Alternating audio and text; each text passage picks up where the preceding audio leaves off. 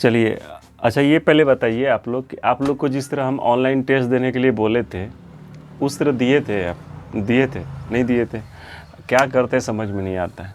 चलिए खैर, अभी हम लोग ट्रिगोनोमेट्री पढ़ेंगे, क्योंकि बहुत आदमी लोग कह रहा था, स्टूडेंट लोग कह रहा था सर अभी 10th वाला में भी ट्रिगोनोमेट्री है, अभी लॉकडाउन है, क्लास बंद है, तो कुछ ऐसा वीडियो डाल दीजिए कि कुछ समझ में आए। ठीक है, तो हमको समझ में नहीं आ रहा था कि कौन सा क्या करें, तो अभी हमको लगा कि हम ट्रिगोनोमेट्री का एक तो वीडियो बना के डाल देते हैं। तो आप लोग कोशिश कीजिएगा समझने के लिए।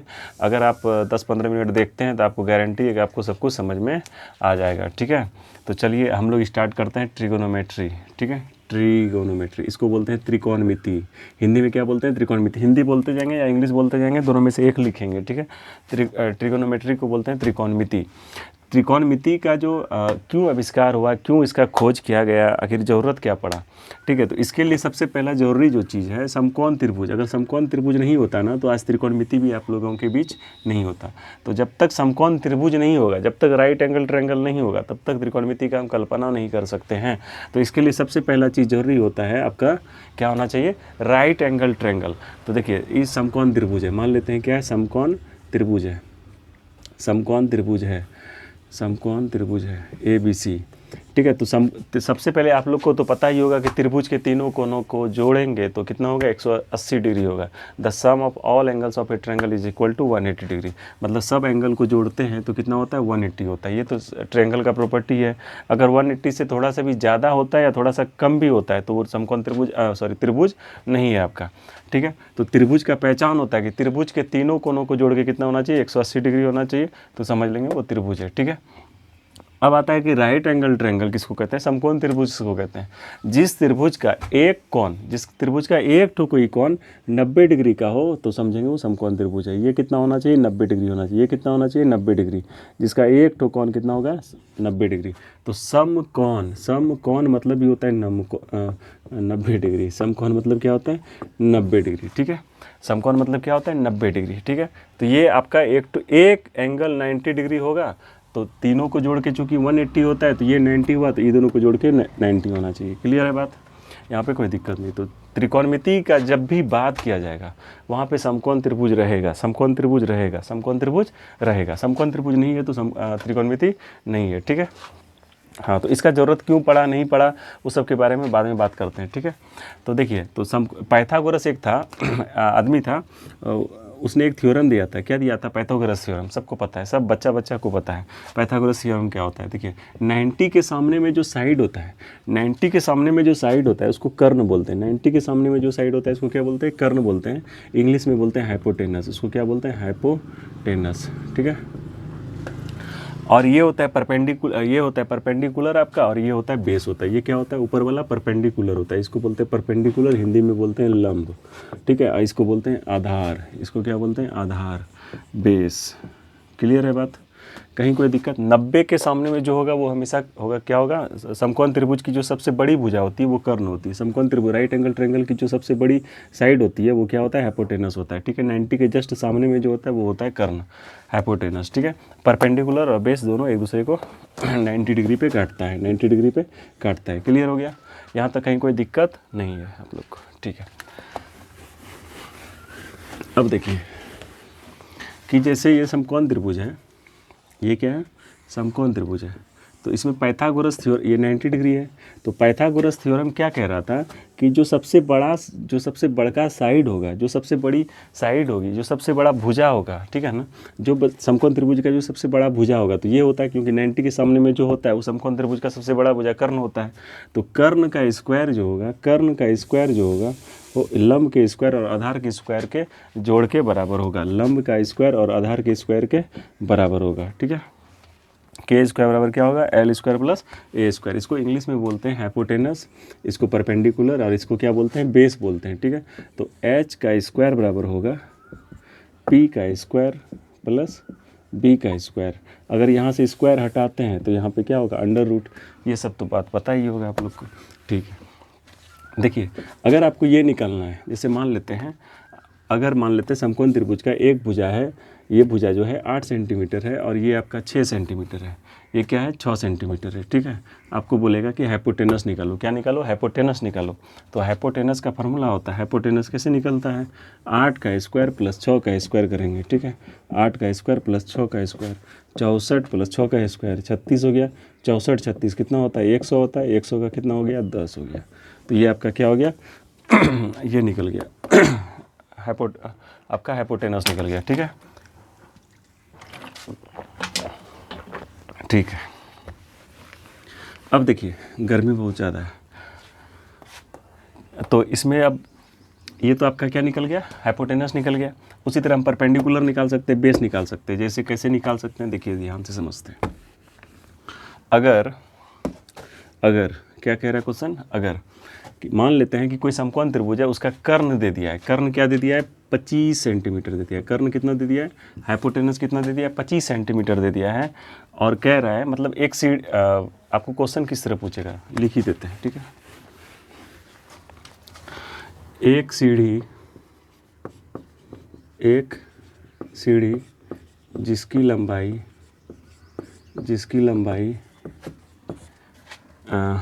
25 सेंटीमीटर है, 25 सेंटीमीटर है, और वह क्या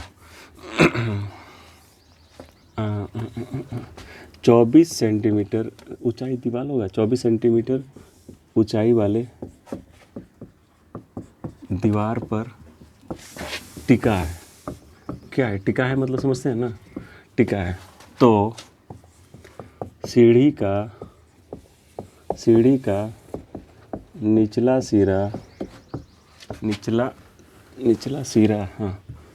सिरा और दीवार के तल भी बोल सकते हैं, तल के बीच की दूरी कितनी है, ठीक है। ये आपको क्वेश्चन आ गया। एक सीढ़ी है, ठीक है। तो सीढ़ी जब भी रहेगा क्या, खड़े रख देंगे सीढ़ी को, नहीं ना। एक दीवार है, तो दीवार है ये, दीवार कहाँ पे रहेगा, ज़मीन पे रहेगा, तो ज़मीन है ये, ठीक है। एक सीढ़ी जिसकी लंबाई 25 सेंटीमीटर, अब इस पर सीढ़ी लगा हुआ है, ये सीढ़ी लगा हुआ है, ये सीढ़ी लगा हुआ है, ये क्या है, सीढ़ी है आपका 25 सीढ़ी बना देते हैं। ये सीढ़ी है आपका, क्या है, 25 सेंटीमीटर का दीवार है, सॉरी सीढ़ी है, ठीक है। और 24 सेंटीमीटर ऊंचाई वाले दीवार पे, तो दीवार का ऊंचाई कितना है, 24 सेंटीमीटर, यहाँ से यहाँ तक कितना है, 24 सेंटीमीटर। ये आपका कितना हो गया, 24 सेंटीमीटर। ये क्या हो गया, दीवार हो गया। यहाँ पे आप चढ़ रहे हैं, यहाँ पे क्या कर रहे हैं, चढ़ रहे हैं, चढ़ के यहाँ पे पहुँच गए, ठीक है। अब कह रहा है सीढ़ी का निचला सिरा, इस सीढ़ी का निचला सिरा ये है, और दीवार के बीच की दूरी कितनी, दीवार ये है ना, दीवार के बीच की दूरी कितनी, ये पूछ रहा है, ठीक है। तो देखिए ये समकोण त्रिभुज बन गया ना, ये परपेंडिकुलर है, ये बेस है, ये हाइपोटेनस है, क्योंकि सीढ़ी को बोलते हैं हाइपोटेनस, ठीक है। ये 90 डिग्री है, तो आपको क्या निकालना है, ये निकालना है। आपको पता है कि इतना का स्क्वायर बराबर, इसको मान लेते हैं एक्स, इसको क्या मान लेते हैं, एक्स मान लेते हैं, क्या मान लेते हैं, एक्स, ठीक है। मैथ में एक्स जो है क्या है, कुछ भी मान लेते हैं, मतलब ये बपोती है, कोई भी कुछ भी मान लेता है, एक्स मान लेता है, ठीक है। तो 25 का, तो इसमें आपको बताए ना कि हाइपोटेनस का जो स्क्वायर होता है वो क्या होता है, परपेंडिकुलर का स्क्वायर और प्लस बेस का स्क्वायर, ये होता है। तो हाइपोटेनस कितना है आपका 25 का स्क्वायर करेंगे, और परपेंडिकुलर कितना है आपका 24 का स्क्वायर करेंगे, प्लस ये आपको पता नहीं है, तो ये नहीं पता है तो एक्स मान लेते हैं, एक्स स्क्वायर। तो 25 का स्क्वायर कितना होता है, 625, 24 576, इधर आके क्या हो जाएगा, माइनस हो जाएगा, तो 576 बराबर एक्स स्क्वायर। तो एक्स स्क्वायर में इतना घटा देंगे तो कितना हो गया, 49 हो गया ना, 49, और यहाँ से स्क्वायर हटाते हैं, उधर जाकर अंडर रूट होता है जो कि 7 हो जाता है, ठीक है। इसका मतलब दोनों के बीच की दूरी कितनी है, 7 सेंटीमीटर। सेंटीमीटर है तो सेंटीमीटर, मीटर है तो मीटर। क्लियर है, ये सब था पाइथागोरस थ्योरम, बेसिक चीज़ें इसे पता होना चाहिए। अब देखिए आते हैं ट्रिगोनोमेट्री पे, बहुत ही खूबसूरत चैप्टर। अगर ट्रिगोनोमेट्री नहीं रहता ना तो मैथ इतिहास बन गया होता, ठीक है। मैथ पढ़ते तो आपको लगता है इतिहास पढ़ रहे हैं, हिस्ट्री पढ़ रहे हैं, तो मैथ का खूबसूरती ट्रिगोनोमेट्री से चलिए हम लोग पढ़ते हैं।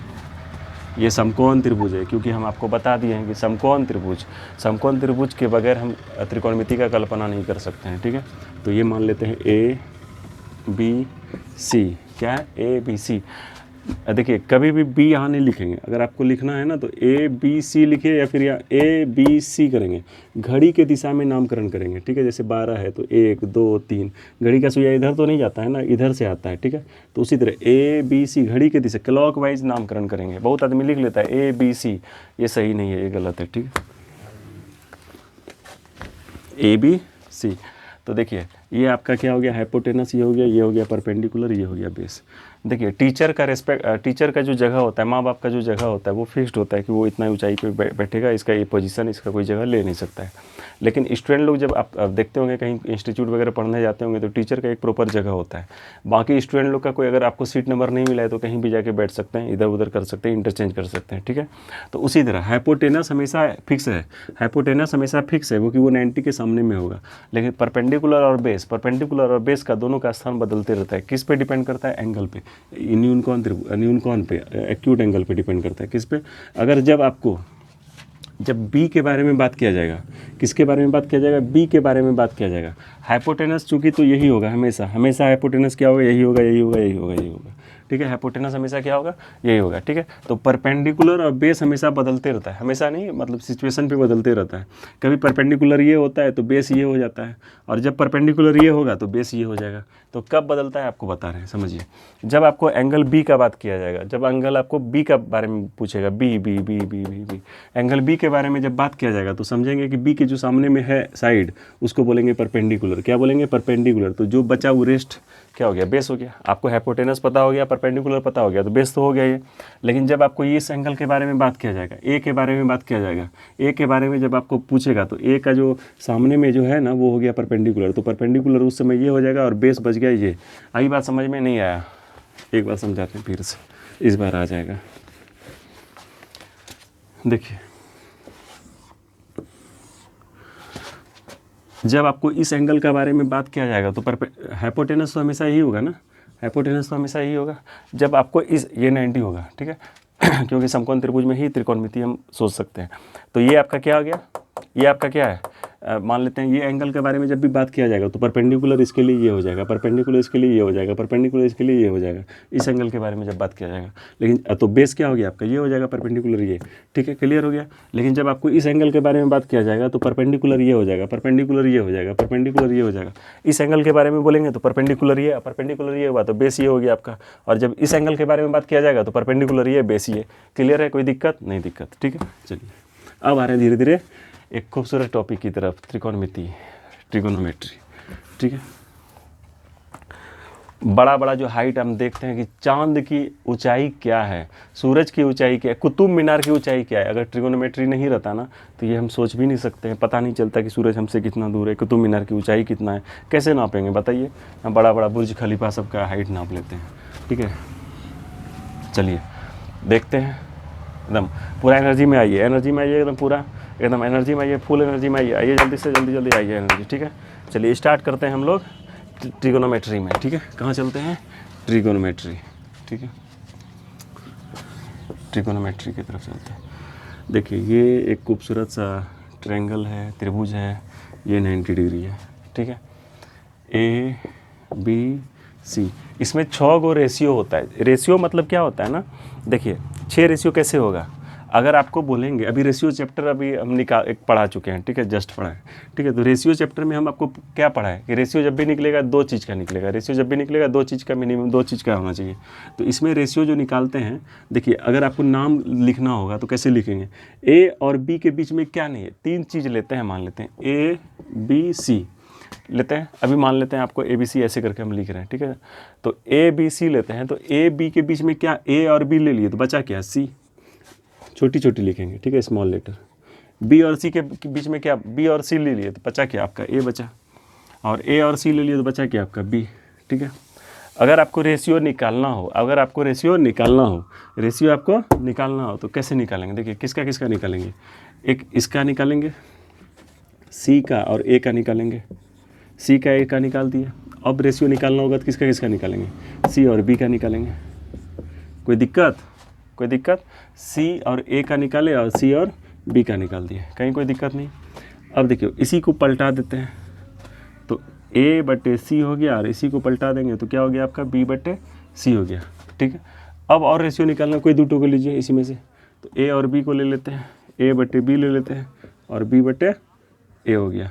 अब देखिए तो इसमें कोई अब रेशियो बचा, सी बटे ए, सी बटे बी, इसी को उल्टा दिया, सी बटे ए को ए बटे सी कर दिया, सी बटे बी को क्या कर दिया, बी बटे सी। अब एक रेशियो हो गया ए बटे बी और बी बटे ए। अब कोई भी रेशियो बचा, इसका इससे कर दिया, इसका इससे कर दिया, सब का सबसे कर दिया, तो इसका मतलब कई तो रेशियो होगा, 6 को रेशियो होगा। यही 6 रेशियो को सजा के एंगल में बताया गया है कि 6 रेशियो कहलाएगा, क्या कहलाएगा, क्या कहलाएगा। अब आते हैं समझते हैं क्या कहलाएगा। तो ट्रिगोनोमेट्री में कितना रेशियो, 6 गो रेशियो। कै गो रेशियो, 6 गो रेशियो। ट्रिगोनोमेट्री में कै गो रेशियो, रेशियो मतलब अनुपात, कै गो रेशियो, 6 गो रेशियो। कै गो रेशियो, 6 गो रेशियो।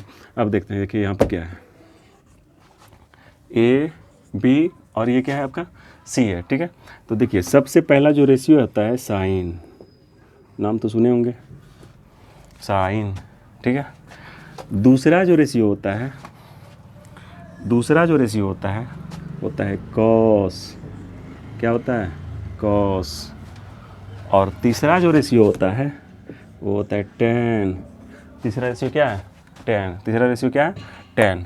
तो देखिए साइन को हिंदी में अगर आपको पूछा जाए कि साइन का हिंदी क्या होता है, तो बोलिएगा जिया। साइन का हिंदी क्या होता है, जिया। साइन का हिंदी क्या होता है, जिया। और कॉस का हिंदी होता है कोजिया। कॉस का हिंदी क्या होता है, कोजिया। और टेन का होता है स्पर्शजिया। टेन का क्या होता है, स्पर्शजिया, ठीक है। आपको बता दिए, ज़रूरत नहीं पड़ेगा ऐसे। जिया, कॉस को हिंदी में कोजिया और टेन को बोलते हैं स्पर्शजिया। कहीं कोई दिक्कत नहीं। अब देखिए जिस तरह भी हम आपको बताएं कि कोई भी चीज़ को मानते हैं, मैथ्स में कोई भी चीज़ को मानते हैं तो क्या मान लेते हैं, एक्स। किसी का अगर एज नाम हमको लेट करना है तो क्या कर देते हैं, लेट कि उसका आयु जो है एक्स वर्ष है। उसी तरह एंगल जो है ट्रिगोनोमेट्री में एकदम अखंड राज है थीटा का, मतलब अखंड, मतलब एंगल का जो है अगर आपको कुछ भी एंगल मानना है ना, कोई भी कोण मानना है तो एकदम कहा है कि हमको मेरे अलावा किसी और को नहीं मानना, ठीक है। जनरली हम थीटा नाम मानते हैं। तो साइन थीटा, कॉस थीटा, तो टेन थीटा, ठीक है। इसको क्या बोलते हैं, थीटा, THEETA, थोमेड्रिगी का टोआ का थीटा। ये क्या है, थीटा। ऐसे करके मार देंगे, ऐसे करके, कोई दिक्कत नहीं। इसको क्या बोलते हैं, थीटा। क्या बोलते हैं, थीटा। देखिए साइन थीटा, कॉस थीटा और टेन थीटा। इसको पढ़ने के लिए क्या करेंगे, देखिए कैसे याद करेंगे। पंडित, बहुत आदमी बोलता है पंडित बद्री प्रसाद हरि हरि बोल।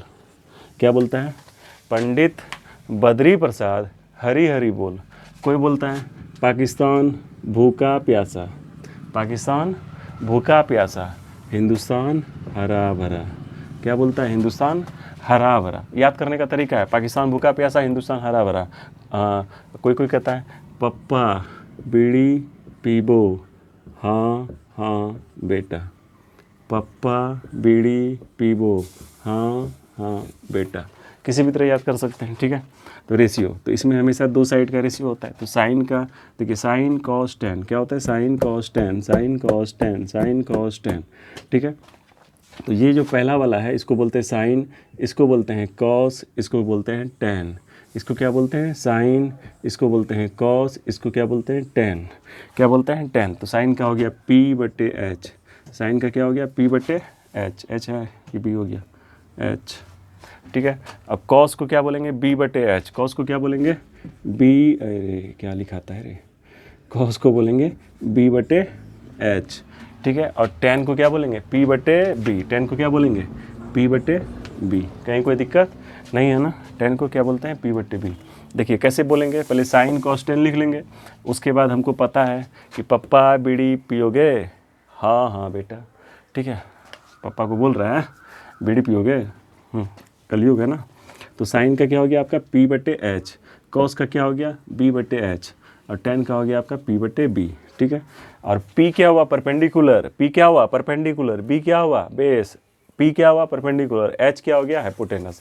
बहुत आदमी कहता है इसको हिंदी में पढ़ेगा कि हम लंब बटे, हम परपेंडिकुलर बेस हाइपोटेनस नहीं बोलेंगे, हम बोलेंगे लंब आधार कर्ण। तो उसके लिए भी देखिए लाल कक्का, बहुत आदमी होता है ना, लाल कक्का, गोरे कक्का, काले कक्का, सब कक्का होता है। यहाँ पे परपेंडिकुलर में क्या होता है, लाल कक्का।